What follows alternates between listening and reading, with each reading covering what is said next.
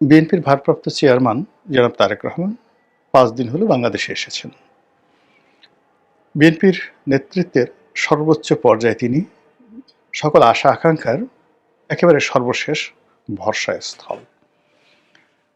তাকে কেন্দ্র করে বিএনপির যারা নেতাকর্মী তাদের আশা-আকাঙ্ক্ষা আকাশচুম্বী এবং তার কাছে বিএনপির লোকজন ম্যাজিক্যাল, জাদুকরী কিছু আশা করছে যে তিনি এলে দল সুসংগঠিত হবে, তিনি এলে দেশে শান্তি প্রতিষ্ঠিত হবে এবং তার কারণে বাংলাদেশের রাজনীতিতে একটি ভারসাম্য তৈরি হবে। এমনকি তার যারা বিরোধী পক্ষ আওয়ামী লীগ তারাও মনে করছে যে তারেক রহমান সাহেব এলে আওয়ামী লীগের জন্য ভালো হবে। অন্যদিকে তার যারা প্রতিপক্ষ জামাত তারা মনে করছে যে না, তারেক রহমান সাহেব এসছেন, তো সেক্ষেত্রে এখন সে আনে লড়াই হবে, এরকম একটি অবস্থা। দ্বিতীয়ত আমাদের যে প্রশাসন যন্ত্র, রাষ্ট্রযন্ত্র, রাষ্ট্রের মেধাবী যারা লোকজন রয়েছেন, বুদ্ধিজীবী, সাহিত্যিক, সাংবাদিক, প্রায় সবাই চমকিত হয়েছেন তারেক রহমান সাহেবের বাংলাদেশে আসার একেবারে হঠাৎ সিদ্ধান্ত। তিনি যেভাবে নাটকীয় কায়দায় ঘোষণা করলেন যে তিনি 25শে ডিসেম্বর তারিখে বাংলাদেশে আসবেন, তখন 99.99% লোক তারা সবাই বলেছেন যা না, শেষ পর্যন্ত আসবে না, এর মধ্যে যে কোনো একটা দুর্ঘটনা ঘটবে, যে কোনো একটা অবস্থা তৈরি হবে, তারপরে উনি আসা বাদ দিবেন। বিশেষ করে হাদির নির্মম হত্যাকাণ্ড যখন ঘটল এবং তারপরে যখন পরিবেশ পরিস্থিতি আরও উত্তাল হয়ে পড়ল, সবাই মনে করলো যে তিনি হয়তো আসবেন না। আবার তিনি যখন জিদ ধরলেন যে না, তিনি আসবেনই, তখন অনেকে আশঙ্কা করলো যে হাদির মতো আরেকটি দুর্ঘটনা ঘটতে পারে এবং লোকজন বলা শুরু করলো টার্গেট কে হতে পারে। একেবারে কয়েকজনের নামই বলে দেওয়া হলো যে এই লোক পরবর্তী টার্গেটে তাদেরকে আততায়ীরা হত্যা করবে, আর হত্যা করার পর সারা বাংলাদেশ উত্তাল হয়ে পড়বে, তারপর তারেক রহমান সাহেব আসবেন না। কিন্তু তিনি এলেন এবং বিরচিত, নায়কোচিত কায়দায় এলেন। তার দলের যারা লোকজন আছে তারা তাকে বরণ করে নিল ঐতিহাসিক সংবর্ধনার মাধ্যমে। তিনি ফিরলেন কৃতজ্ঞ চিত্তে। 17 বছর পর দেশের মাটিতে পৌঁছে যতটুকু আবেগ দেখানো দরকার, যতটুকু ভদ্রতা দেখানো দরকার, কৃতজ্ঞতা দেখানো দরকার, বিনয় দেখানো দরকার, এখনো পর্যন্ত তার কোনো ঘাটতি আমরা দেখিনি। তার হাঁটা চলার মধ্যে বিনয়ী ভাব, চাহনিতে নম্রতা, ভদ্রতা এবং কৃতজ্ঞতা, এবং একই সঙ্গে তিনি কথা কম বলেন। এই সময়টাতে ভীষণ রকম কথা কম বলেন, সুন্দর করে হাসেন এবং দলীয় যারা নেতাকর্মী তাদের সঙ্গে সহজতে একটি সম্পর্ক স্থাপন করার চেষ্টা করেছেন। এর বাইরে যেটা হয়েছে সেটা হলো যে তিনি কারো সমালোচনা করেননি, নিজের যে রিগ্রেট, সেই রিগ্রেট তিনি প্রদর্শন করেননি, কারো বিরুদ্ধে বিষোদ্গার করেননি, কাউকে গালিগালাজ করেননি, প্রতিহিংসা তিনি চরিতার্থ করেননি। এটা ইতিবাচক দিক। সেও এই যে ইতিবাচক দিক, সেই ইতিবাচক দিক নিয়ে, ইতিবাচক বিষয়াদি নিয়ে, কর্মকাণ্ড নিয়ে গত 5 দিন ধরে তিনি কি করেছেন? ভোটার হয়েছেন, ভোটার তালিকায় নাম অন্তর্ভুক্ত করেছেন, নির্বাচনের যে মনোনয়ন 2টো আসনে দাখিল করেছেন, বিএনপির যে চেয়ারপারসনের কার্যালয় আছে সেই কার্যালয়ে তিনি অফিস করেছেন, বিএনপির পল্টনের যেটা অফিস সেই অফিসে তিনি এসেছেন, জনগণের উদ্দেশ্যে বক্তব্য দিয়েছেন। তারপর ওসমান হাদির যে কবর হয়েছে সেটি জিয়ারত করেছেন, তার পিতার কবর জিয়ারত করেছেন, সাভারে গিয়েছেন, জাতীয় স্মৃতিসৌধে, তার শ্বশুর বাড়িতে গিয়েছেন। তো এই সকল কাজগুলো করেছেন। তারপর তার যে নির্বাচনী প্রচার প্রপাগান্ডা সেগুলোর ব্যাপারে তিনি সিদ্ধান্ত নিয়েছেন এবং ইতিমধ্যে যে কাজটি করেছেন, তিনি লন্ডনে থাকা অবস্থাতেই তার দলের যে বাদবাকি নমিনেশন ছিল সেগুলো ঘোষণা করেছেন। দলের যে সকল লোকজন যাদের সঙ্গে তারা জোট করবেন এই সিদ্ধান্ত তিনি দেশের মাটিতে পা রাখার আগেই দিয়ে দিয়েছেন। যেমন আন্দালিব রহমান পার্থ, নুরুল হক নুরু, জুনায়েদ সাকি, তারপর ববি হাজ্জাজ, এদেরকে অন্তর্ভুক্ত করা, এদের সঙ্গে ঐক্যজোট করা, রাশেদকে, নুরুল হক নুরুর যে সেক্রেটারি, তাকে দলে ঢুকানো, ইত্যাদি নানা রকম, রেদওয়ান আহমেদ এলডিপির সাধারণ সম্পাদক, তাকে বিএনপিতে যাকে বলা যোগদান করানো, এই কাজগুলো যেগুলো স্পর্শকাতর, বিতর্ক হতে পারে, তার বর্তমানে এই জিনিসগুলো হলে হয়তো অনেকে বিতর্ক করতো, কিন্তু এই কাজগুলো তিনি বাংলাদেশে পা রাখার আগেই এই কাজগুলো করে ফেলেছেন। তো কাজেই এখন পর্যন্ত আপনি যদি দেখেন যে তার প্রায় সব কর্মকাণ্ডই যুক্তিযুক্ত, সায়েন্টিফিক এবং যাকে বলা হয় নিয়মতান্ত্রিক, নিয়মের মধ্যে থেকে তিনি এই কাজগুলো করেছেন।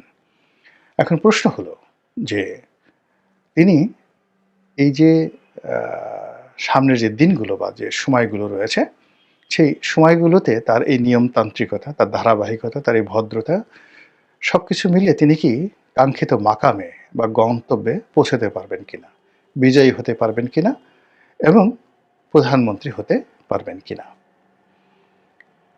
এখানে একটা কথা বলতে হয়, আপনি যদি বিএনপির অতীত ইতিহাস দেখেন, তাহলে বিএনপিকে বলতে হবে সৌভাগ্যের বরপুত্র।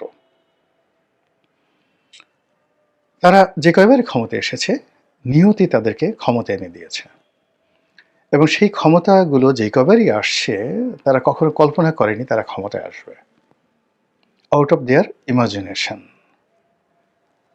কিন্তু যে কয়বারই আবার তারা চিন্তা করেছে তাদের ক্ষমতা আসা উচিত, তারা ক্ষমতায় আসবে, বা তারা চেষ্টা করেছে, প্রায় সব ক্ষেত্রে তারা নিয়তির হাতে পরাজিত হয়েছে।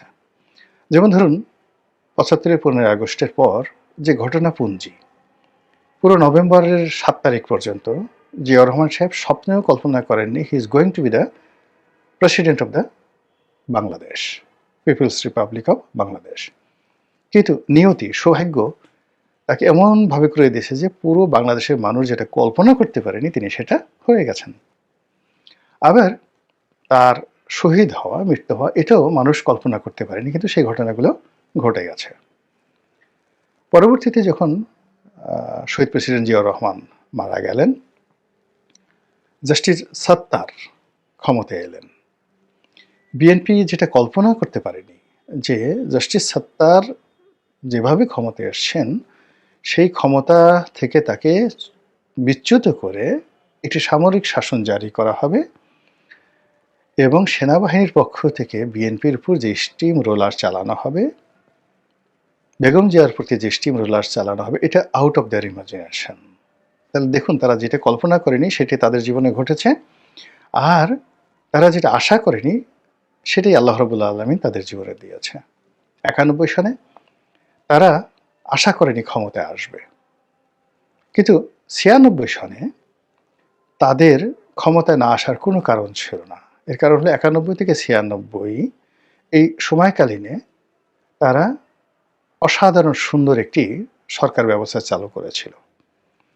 ইট ওয়াজ এ ফ্যান্টাস্টিক গভর্নমেন্ট ৯১ থেকে ৯৬ বেগম জিয়ার নেতৃত্বে। তো সেক্ষেত্রে ভোট এর পর তারা আবার নির্বাচিত হবে, এটাই স্বাভাবিক, কিন্তু সেখানে আওয়ামী লীগ চলে এলো। আবার আওয়ামী লীগ কিন্তু ৯৬ থেকে ২০০১ পর্যন্ত অসাধারণ ভালো কাজ করেছিল। ৯১ থেকে ৯৬ বেগম জিয়া যে কাজ করেছিলেন তার সাথে অনেক অনেক ভালো কাজ করেছিলেন শেখ হাসিনা। ফলে কি হলো, ২০০১ সনের নির্বাচনে শেখ হাসিনার পরাজয় হবে, এটা বিএনপি কল্পনাই করতে পারেনি। কিন্তু পর্দার আড়ালে কিছু খেলাধুলা, বিভিন্ন আন্তর্জাতিক চক্র, দেশি বিদেশি আমলাতন্ত্র, এই যে পলিসি, এই পলিসিগুলো বিএনপির অজান্তেই এমনভাবে হয়েছে যে সৌভাগ্য বিএনপির পায়ের কাছে এসে ধরা দিয়েছে। ২০০১ সনের নির্বাচনে বিএনপি ক্ষমতায় এলো। কিন্তু ২০০১ থেকে ২০০৬ পর্যন্ত তারা ক্ষমতা চালানোর পরে তারা কিন্তু প্রাণান্ত চেষ্টা করেছিল, ম্যাটিকুলাস ডিজাইন করেছিল, তারা ১৫ ফেব্রুয়ারি নির্বাচন করেছিল। বিভিন্ন সময়টাতে তারা যে চেষ্টা চরিত করেছে ক্ষমতা আসার জন্য, এবং তারা যেভাবে ক্ষমতা আসার বাগান সাজিয়েছিল, 100% সব ক্ষেত্রে তারা পরাজিত হয়েছে, অপমানিত হয়েছে, লাঞ্ছিত হয়েছে, দুর্ভোগ এবং দুর্দশার কবলে পড়েছে। এই হলো ইতিহাস। তাহলে আমরা যদি একটা ক্যালকুলেশনে আসি, আপনি দেখবেন যে নিয়তি এমন একটা ব্যাপার, আপনার জীবনে সেই ঘটনাই বারবার ঘটবে। এর থেকে আপনাকে শিক্ষা নিতে হবে যে আপনার জীবনে কখনোই ঘটেনি, সেটা ভবিষ্যতেও ঘটবে না। তো বিএনপির যে রাজনৈতিক ভবিষ্যৎ, সেটা হলো তাদের জন্য একটা অপরচুনিটি তৈরি হয়। এই অপরচুনিটি, এবং সেই অপরচুনিটি তাদের জন্য তৈরি হয়েছে, এটা বিএনপির লোকজন বুঝতে পারে না। বুঝতে পারে না, কিন্তু ক্ষমতা তারা পেয়ে গেছে যেই কয়বারই। আবার বিএনপি যেই কয়বারই খুব কনফিডেন্স লেভেল হাইতে ছিল, বিএনপির কনফিডেন্স লেভেল, তারা নিশ্চিত ছিল ক্ষমতায় আসবে, কলা কৌশল করেছিল, চেষ্টার তদবির করেছিল, একটিবারও তারা ক্ষমতায় আসতে পারেনি। বোঝার চেষ্টা করেন। তো সেই দিক থেকে যে বর্তমান যে সময়টি, এই সময়টি বিএনপির যে ইতিহাস, সেই ইতিহাসের উল্টো। অর্থাৎ এখন সারা বাংলাদেশ ডিক্লেয়ার হয়ে গেছে বিএনপি ক্ষমতায় আসছে। এটা বিএনপির সাথে মানায় না। বিএনপি যেটা হয়, কেউ কল্পনা করতে পারবে না বিএনপি চলে আসবে। তো বিএনপিকে যখন ডিক্লেয়ার করা হচ্ছে যে কোনোভাবে একটা নির্বাচন হলে বিএনপি ক্ষমতায় আসবে, এটা বিএনপির অতীত ইতিহাসের সঙ্গে মিলে না।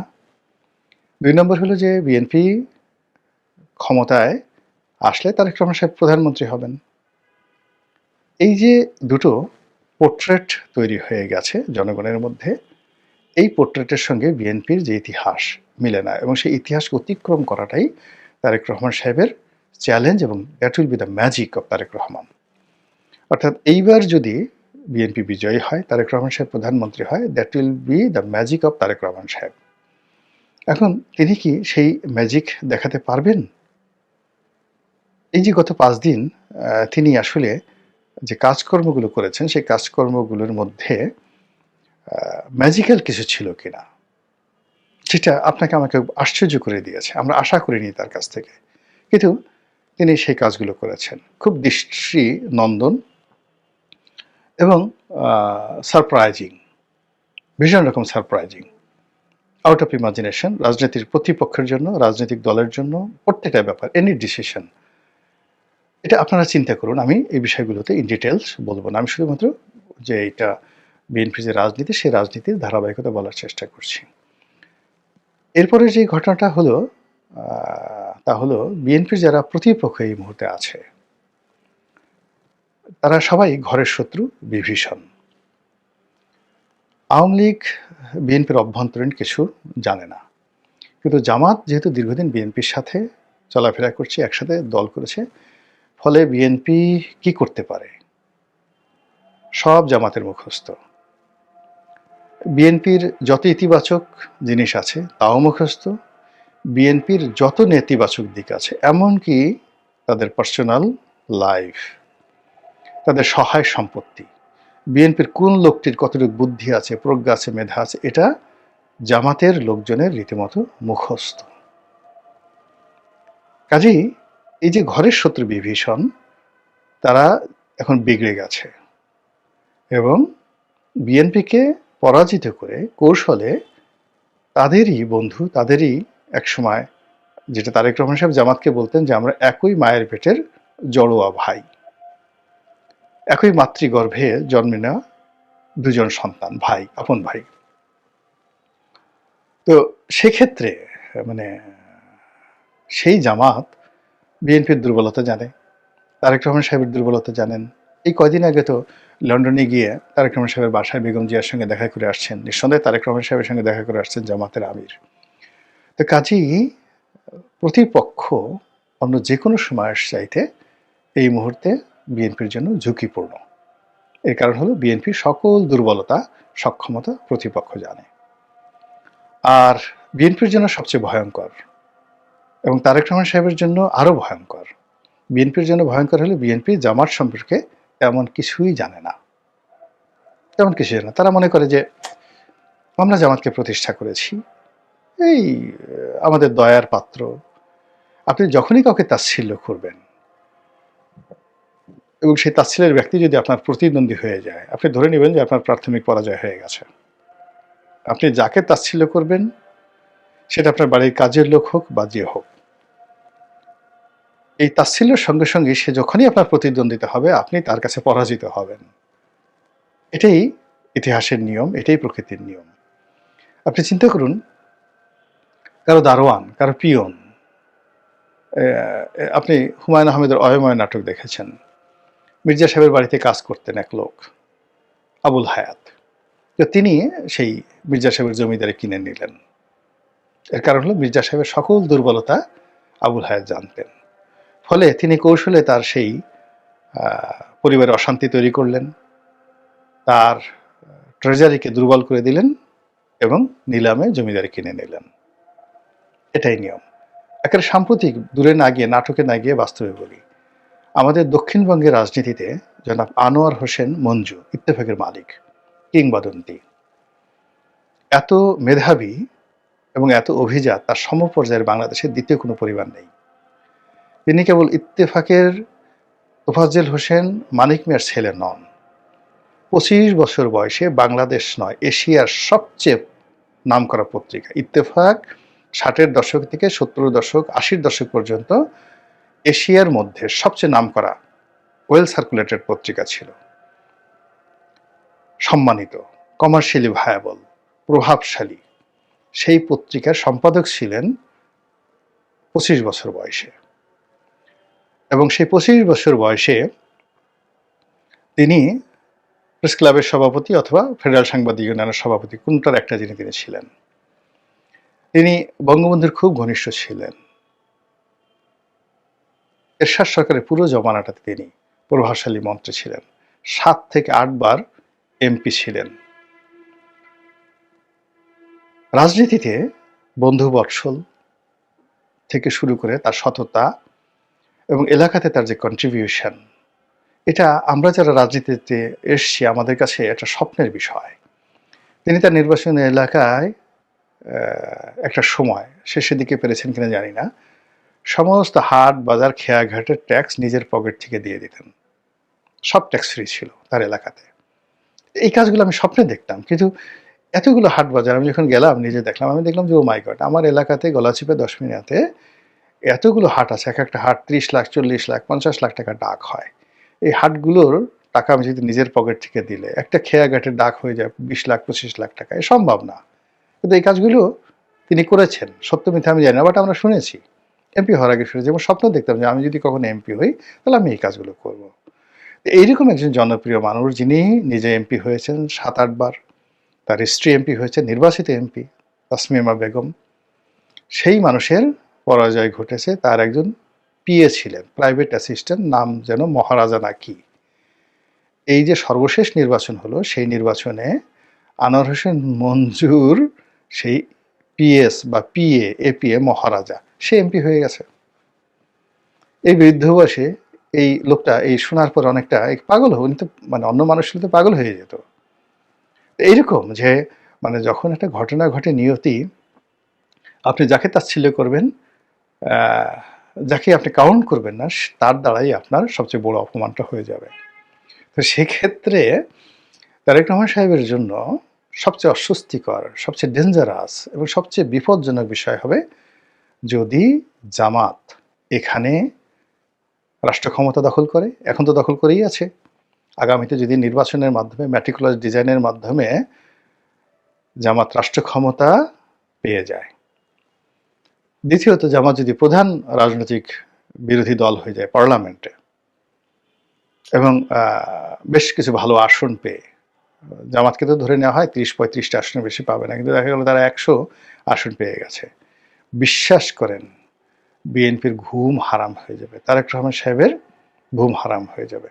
তো কাজেই এই মুহূর্তে বাকি যে সময়গুলো আছে, সেটা হলো তারেক রহমান সাহেবকে তার কর্মকাণ্ডে, চিন্তা চেতনায় ম্যাজিক্যাল কিছু দেখাতে হবে, জাদুকরী কিছু দেখাতে হবে, যাতে করে ভোট কেন্দ্রে ভোটার আসে, ভোট প্রশ্নবিদ্ধ না হয় এবং তিনি তার দলকে নিয়ে যে বিজয়, সেই বিজয়ের পথে সম্মানজনক একটি সংখ্যাধিক্য রাখতে পারেন। দলের অভ্যন্তরীণ যে মারামারি, হানাহানি, কাটাকাটি আছে, এটা যতটা সম্ভব তিনি কমিয়ে রাখতে পারেন, যেন তার দলের নেতাকর্মীরা দলে দলে বিএনপি ছেড়ে জামাতে না যায়। এই কাজগুলো যদি তিনি করতে পারেন, হয়তো তার যে রাজনৈতিক যে জীবন, সেটি অপ্রত্যাশিত এবং যাকে বলা হয় জাদুকরী একটা সফলতার মুখ দেখবে। অন্যথায় তার যে দুর্ভোগ দুর্দশা এবং তার যে কষ্ট, তার যে বেদনা